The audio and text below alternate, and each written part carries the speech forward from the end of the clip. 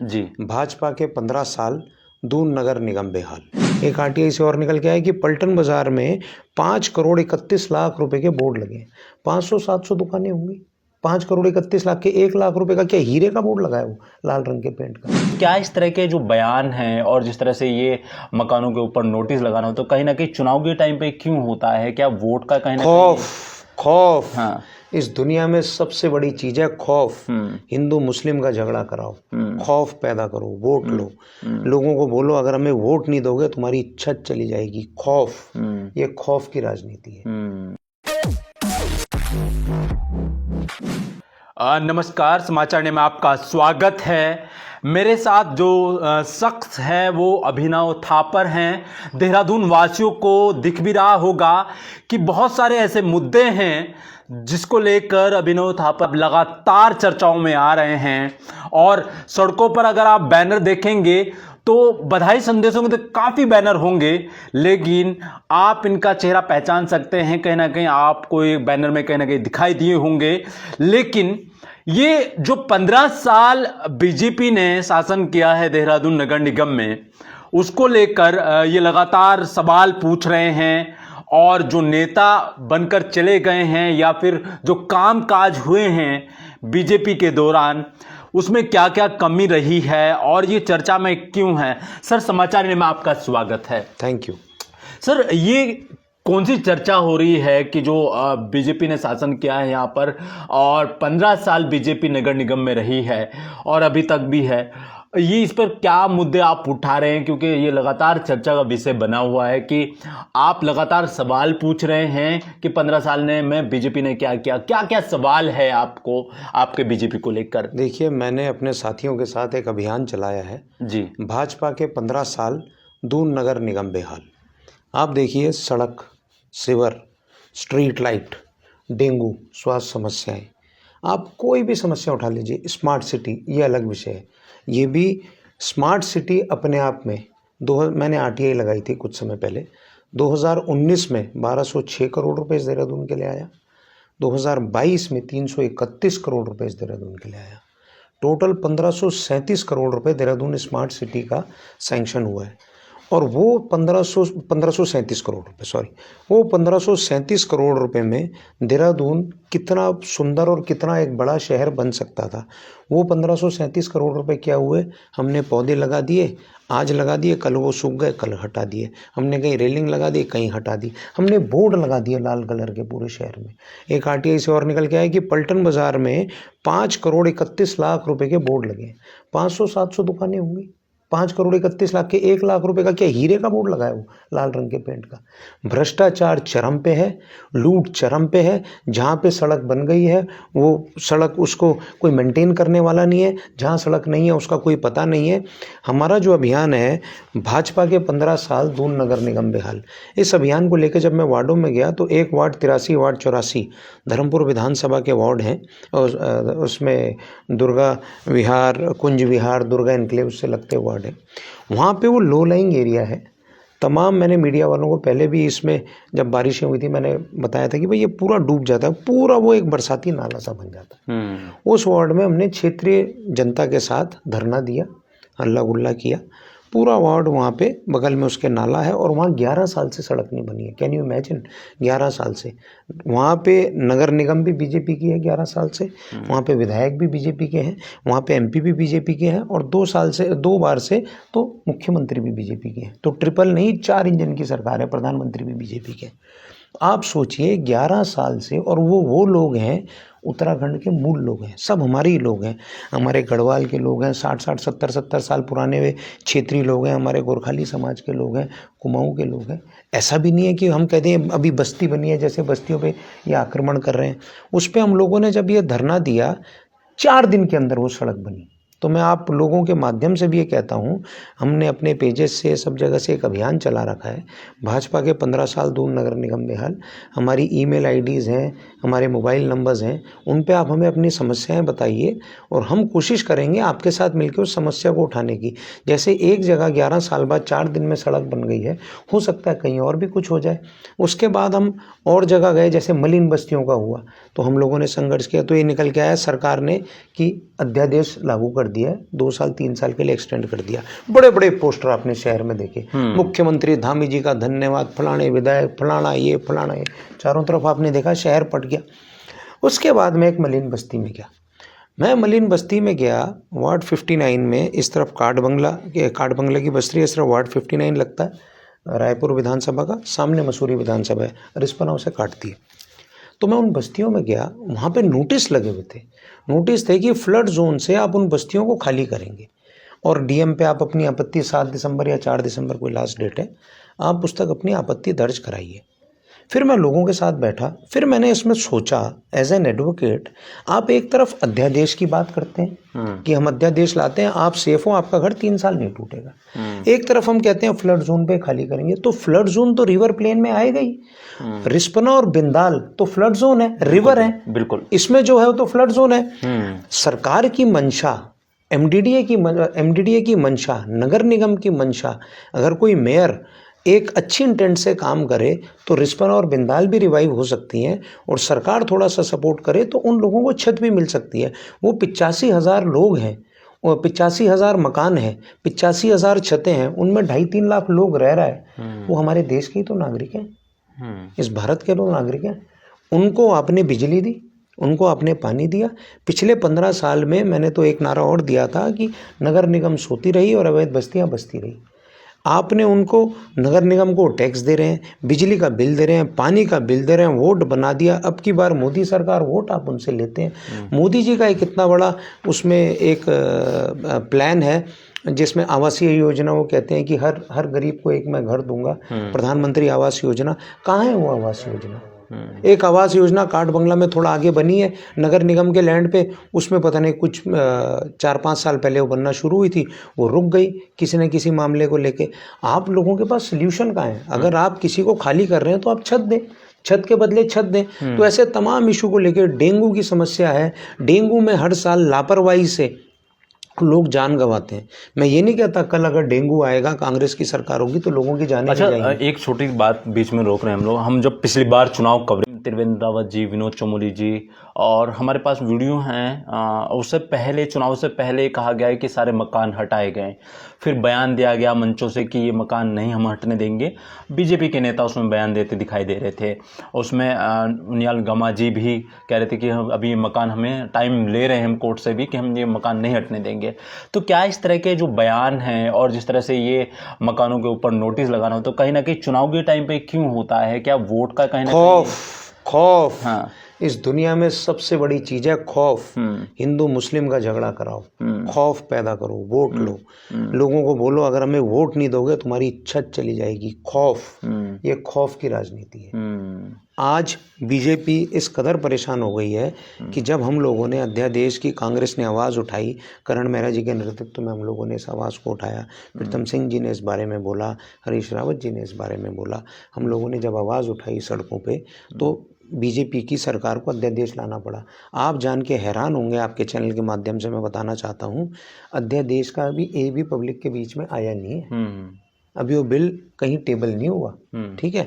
आप अध्यादेश ला रहे हैं, दूसरी तरफ आप उसको एक दोहरे मापदंड में आप कहते हैं कि फ्लड प्लेन खाली होगा। तो इसी से सरकार की दोहरी मानसिकता का पता चल जाता है कि सरकार किस तरीके से उनको ट्रीट कर रही है। अध्यादेश ला के पोस्टर लगवा दिए, खुश कर दिया, ताली बजवा दी, 2 साल 3 साल का आ गया उनके ऊपर, प्लस वो कह रहे हैं कि फ्लड जोन में खाली करें। जो सारा देहरादून में इंक्रोचमेंट है वो 80-90% तो नदियों का ही है। रिस्पना और बिंदाल, उसको हमने इनक्रोच कर रखा। हमको अगर उसका रिवाइवल प्लान करना है तो हमारे अच्छी मंशा से करना होगा। इस अंधे कानून की तरह रिवाइवल प्लान। अच्छा, बहुत सारे सवाल हैं मेरे आपसे कि 15 साल बीजेपी ने शासन किया है नगर निगम में, आपका क्या प्लान है? क्योंकि लगातार सड़कें बनती भी हैं, फिर कुछ दिन बाद वो टूट जाती हैं, उनको कोई टेस्टिंग नहीं है। क्या इस तरह के जो मुद्दे हैं आपके, क्या क्या मुद्दे हैं आपके जो आप कहने खामी आप निकाल रहे हैं? मैं बताता हूँ। सड़क अगर बनेगी उसकी मॉनिटरिंग होनी चाहिए। मेन सड़कें अगर हाईवे की पीडब्ल्यूडी या ये सब बनाती है, नगर निगम की जिम्मेदारी है। जो इंटरलॉकिंग सड़क, जितनी भी ये इंटरलॉकिंग, जितने जैसे मोहल्लों की इंटरलॉकिंग सड़क हो गई, जैसे मोहल्लों की इंटरकनेक्टिंग सड़क हो गई, वो सड़क नगर निगम की जिम्मेदारी है। आप देखो सब जगह टूटी फूटी है, अगर वो बन गई उसकी मॉनिटरिंग हो। दूसरा, हम कूड़े पे काम करेंगे। आज इन्होंने इसको बोल दिया, मैं देख रहा हूँ कि डस्टबिन फ्री हम नगर निगम करेंगे। मैं कहीं बयान पढ़ रहा था बीजेपी वालों का 4-6 महीने पहले। आज आप चले जाओ हरिद्वार बाईपास पे, आप जाएंगे हरिद्वार बाईपास पे जो आप फ्लाईओवर चढ़ने से लेफ्ट में बिल्कुल कोने पे कूड़े का इतना ढेर है। वहाँ पे तमाम, अभी अखबारों में भी चली है खबर, जब मैंने उनको फोटो खींच के भेजी थी, कूड़े का इतना ढेर है। तो आप डस्टबिन फ्री मत करिए, आप डस्ट फ्री शेयर करिए, आप कूड़ा फ्री शेयर करिए। कूड़े की गाड़ी 5 गाड़ियां अगर माना जमीन में दौड़ रही हैं तो 10 गाड़ियों के बिल हो रहे हैं, 4 चक्कर वो दौड़ रही हैं तो 40 बिल हो रहे हैं। ये सब फेरों में, इसमें अभी मीडिया में खबर आई थी और हम लोगों ने जब ये आवाज़ उठाई 50 करोड़ से ऊपर के घोटाला है। अभी इसमें आ रहा है कि वो कंपनियां चेंज हो रही हैं। तो ये सारा भ्रष्टाचार, ऐसा संभव है कि मेयर को ना पता हो ये सारा काम हो रहा था? और अगर नहीं पता तो वो क्या कर रहे थे? 15 साल से बीजेपी के शासन में क्या हो रहा था? कूड़े की समस्या है, डेंगू की, वाटर लॉगिंग की। जब डेंगू आता है हमें तभी एक्शन लेना है। हमको पता है बारिशें आने वाली हैं, हमारे यहाँ जुलाई अगस्त में मानसून, जून लास्ट में आ जाता है। हम पहले प्रोएक्टिव मेजर्स नहीं ले सकते। सही बात। हम पहले थोड़ा सा फॉगिंग, 10-20 लाख की फॉगिंग एक्स्ट्रा हो जाएगी। एक जान भी अगर हमारी एक्स्ट्रा बच जाती है तो एक जान की कितनी बड़ी कीमत है, उसके परिवार से पूछो जो उस पर डिपेंड करता है। हम उस तरीके से काम करेंगे। अगर आप नगर निगम में मोहल्ला समिति का इतना बड़ा हम लोगों ने इशू उठाया, लोग काम कर रहे हैं, पैसे ले रहे हैं, पैसा स्पेशली आपने नगर निगम के बोर्ड में अप्रूव करा के मोहल्ला समिति बनाई।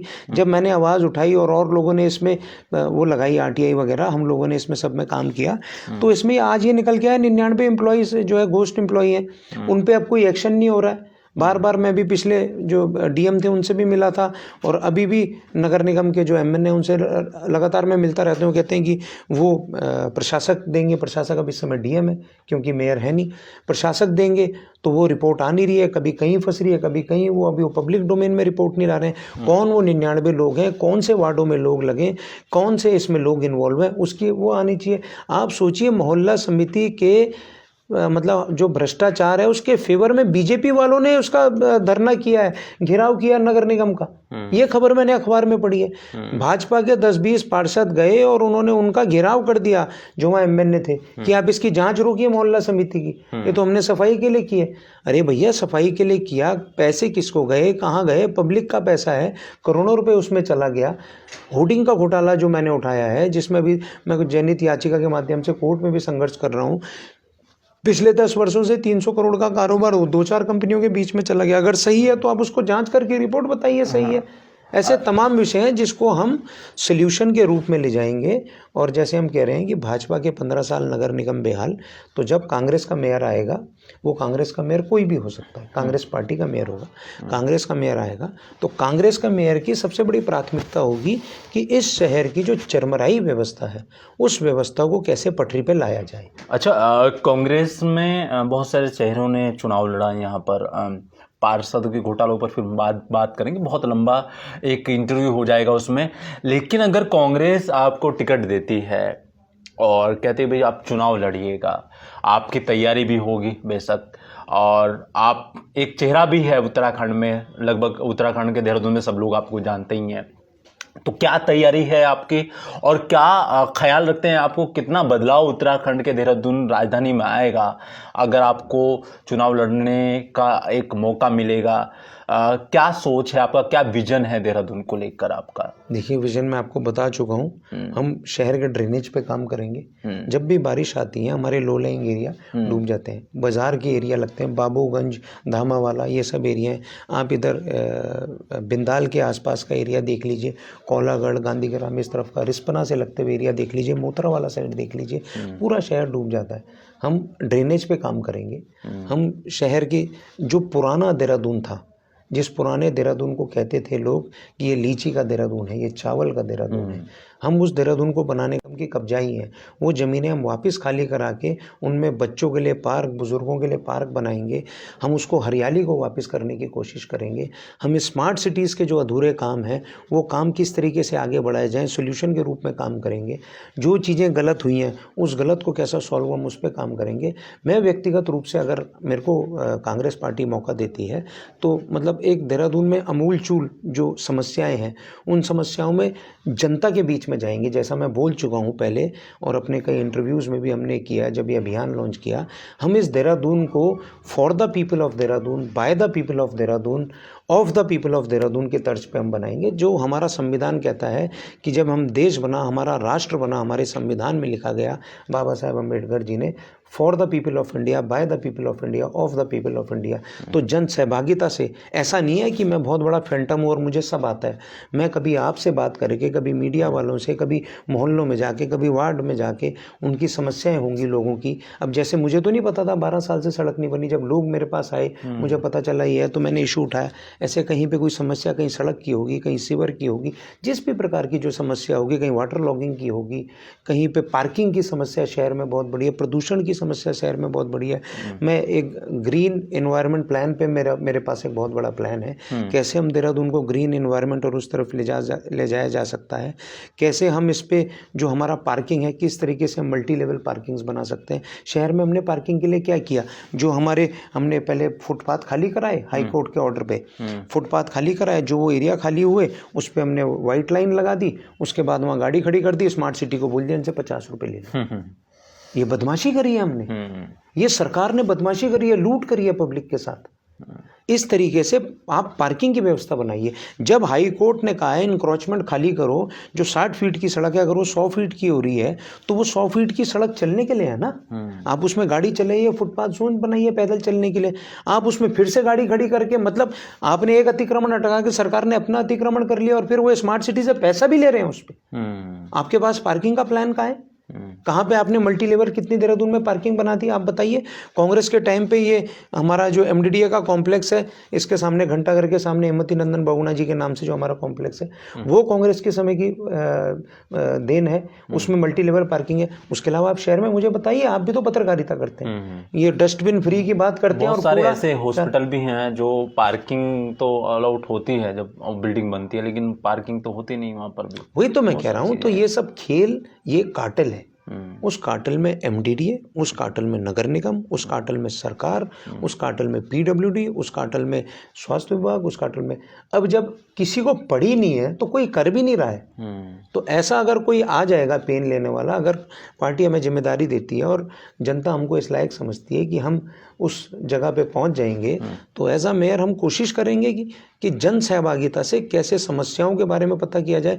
देखिए, सोल्यूशन तो सेकेंडरी इशू है, प्रॉब्लम आइडेंटिफिकेशन मुझे लगता है कि पहला एक कोर इशू होना चाहिए। तो प्रॉब्लम आइडेंटिफिकेशन जब तक नहीं होगी, हम यहाँ सड़क खराब है, क्यों खराब है, क्यों नहीं बन रही है, हम जब तक उसका थोड़ा पीछे नहीं जाएंगे, लोगों से बात नहीं करेंगे, फाइल्स में नहीं देखेंगे, प्रॉब्लम आइडेंटिफिकेशन। मैं तो इसी तरीके से काम करता हूँ। कोई भी काम है, भी एमडीडीए में आया था, हमने एक मुद्दा उठाया था, मोहकमपुर में अवैध प्लाटिंग हो रही थी, तो मैंने शासन को पत्र लिखा, एमडीडीए को लिखा, और वो खाली अवैध प्लॉटिंग नहीं थी, पब्लिक और सेमी पब्लिक, मैं रिपीट कर रहा हूँ, पब्लिक और सेमी पब्लिक जो हमारे देहरादून मास्टर प्लान में सैंक्शन है, उन जमीनों पे प्लाटिंग कर दी गई है, उन जमीनों में अवैध प्लाटिंग कर दी गई है। जब मैंने वीसी से वार्ता करी, इधर शासन में मिला, नोटिस इशू हुआ, तो वीसी ने शो कॉज नोटिस किया। आज मुझे पता चला है जाके कि अब वो प्लॉटिंग टूट गई है, वो ध्वस्त हो चुकी है और वो अवैध प्लॉटिंग थी। आप सोचिए, मतलब वो 100 करोड़ रुपए की वो प्लॉटिंग होगी। तो ये तो एक है जो मुझे आपने बता दिया या किसी ने बता दिया और हमारी नज़र में आ गया।